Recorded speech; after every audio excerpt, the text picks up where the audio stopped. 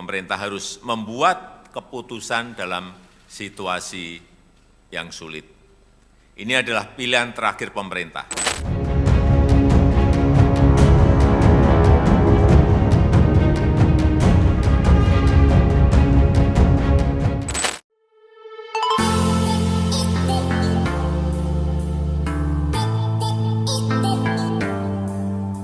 Halo Sensikers, kembali berjumpa bersama saya Denny Darko. Tidak ada yang namanya misteri, yang ada adalah tanda-tanda yang kita semua coba untuk mengerti. Ternyata selama kepemimpinan Bapak Joko Widodo atau Pak Jokowi, Indonesia ini mengalami 7 kali kenaikan harga BBM.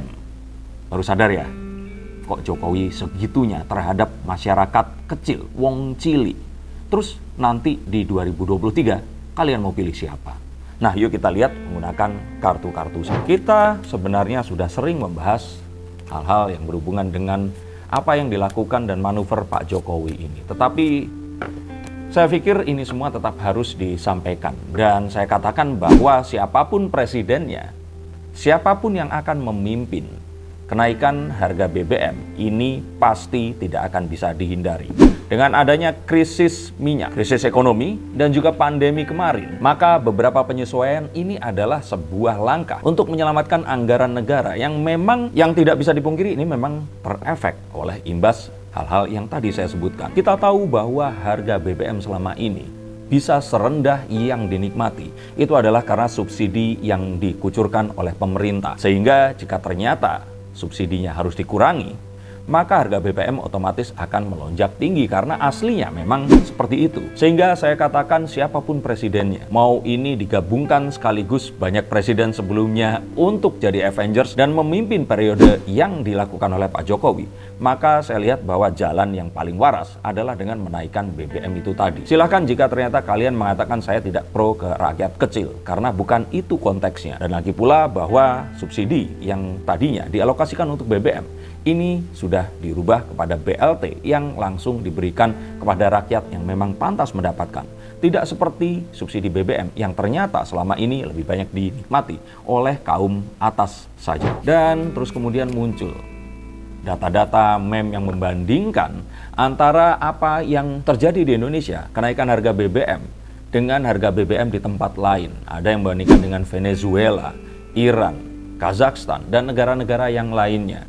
Yang kalau boleh kita lihat di situ, negara-negara ini tidak ada yang negara kepulauan dan mayoritas adalah negara dunia ketiga. Kalaupun yang memiliki hampir kesamaan itu adalah Malaysia. Dan kita tahu Venezuela saat ini sedang mengalami kebangkrutan karena pemaksaan dilakukannya subsidi BBM sekian lama dan terus merusak kestabilan ekonomi sehingga negara tersebut saat ini sedang mengalami kebangkrutan. Saya pikir apa yang dikatakan oleh Farel Prayoga kemarin ada benarnya. Ojo dibanding-bandingke. Karena memang kondisinya sangat berbeda. Apa yang terjadi saat ini, saya pikir adalah masyarakat yang terlalu mensimplifikasi semuanya. Seakan-akan saat BBM dinaikkan, maka pemerintah akan lebih pro kepada para pejabat, lebih mengambil uangnya untuk kesenangan mereka. Dan saya nggak pernah tahu semua pola pikir ini berasal dari mana. Tetapi yang pasti, seperti yang dikatakan oleh sahabat saya Guru Gembul dalam channelnya, di Indonesia ini hanya ada 3 jenis demonstrasi. Satu, demonstrasi tentang ingin menaikkan UMR atau upah minimum regional. Lalu kemudian demonstrasi tentang penistaan agama. Dan yang ketiga adalah demonstrasi tentang kenaikan bahan bakar minyak. Selain itu, saya pikir tidak ada demo yang lain. Dan biasanya demo tersebut adalah sebuah upaya yang seringnya ditunggangi oleh oposisi atau para kelompok yang anti terhadap pemerintah. Lalu bagaimana dengan seperti ini? Kalau saya lihat ini sebenarnya ya, masyarakat sudah terbiasa dengan apa yang disebut mereka ini sebagai hutang yang terjadi karena subsidi ke BBM ini tadi. Mereka nggak pernah menganggap ini sebagai hutang. Mereka menganggap ini adalah fasilitas yang harus dinikmati oleh mereka. Sedangkan investasi terhadap pembangunan yang memang diperuntukkan untuk mempermudah kehidupan mereka, memperlancar pembangunan, mereka menganggap itu sebagai hutang yang sangat-sangat berdosa jika dilakukan.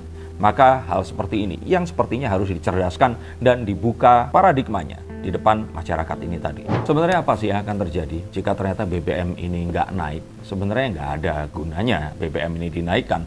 Orang yang kaya akan tambah kaya dan yang miskin akan tetap miskin karena mental yang akan mereka miliki ini akan tetap sama. Dan melihat harga, sampai kapanpun ini semua akan terus naik, apapun alasannya. Sehingga saat orang-orang mengatakan bahwa ini semua akan mencekik, sebenarnya keadaannya sudah tercekik dari dahulu. Lalu jika seperti itu, mengapa selalu pemerintah yang disalahkan? Oke, betul jika ternyata pemerintah di sini memiliki kebijaksanaan. Tetapi bukankah juga banyak pembangunan yang dilakukan, banyak hal yang juga lebih mudah? Kenapa hal tersebut tidak dikalkulasikan dan langsung straight to the point bahwa saat harga naik, semuanya pasti akan menjadi sulit? Apakah betul hal tersebut adanya?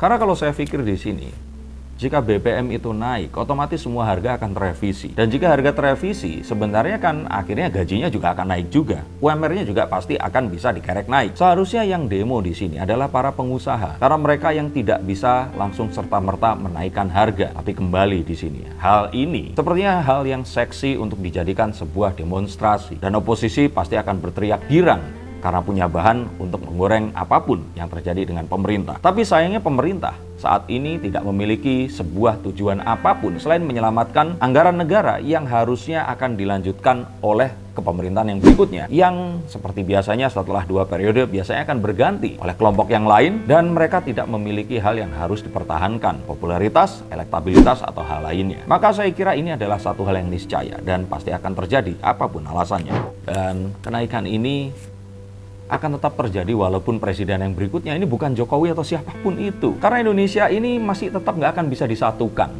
Distribusi yang luas memerlukan sebuah subsidi silang antara satu tempat dan yang lainnya.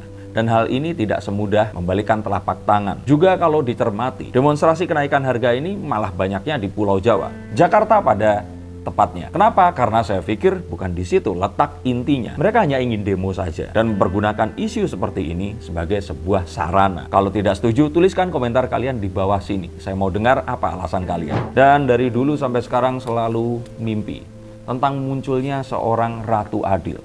Seseorang yang akan datang dari kegelapan, membawa bangsa Indonesia menuju pencerahan.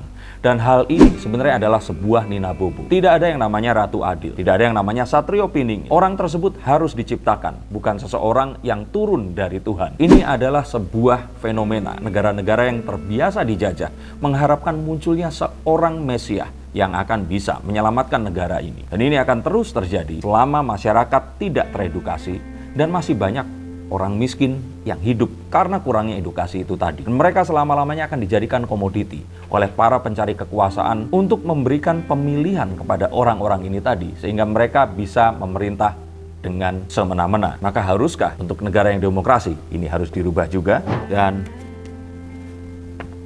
saya melihat bahwa sampai kapanpun nanti isu ini akan selalu digunakan oleh para oposisi untuk menyerang pemerintahan. Dan selama kenaikan harga ini masih terjadi, sepertinya ini tinggal masalah waktu. Apakah ada isu yang lain yang lebih penting? Seperti saat ini sebenarnya kenaikannya ini tidak terlalu menimbulkan kekisruan karena masyarakat sedang fokus kepada banyak hal yang lain. Seperti kasus polisi di Duren 3 dan juga kasus pesulap merah. Tapi saya takutkan terjadi paling tidak sekali lagi sebelum pemilihan presiden yang berikutnya. Maka saya pikir siapapun presiden yang akan dipilih, selama ini masih akan terjadi, mengapa kita harus melubangi kapal tempat kita bersauh ini? Dan saya pikir jika ternyata harganya sekarang ini naik, jika ada perubahan di luar, saya pikir harganya juga akan diturunkan. Tapi nanti kan kenaikan harga transportasi, bahan dan sebagainya, itu setelah naik kan nggak akan turun lagi. Ya kalau gitu jangan protes kepada pemerintah, proteslah kepada mereka semua yang sudah terlanjur naikkan harga dan tidak mau turun lagi.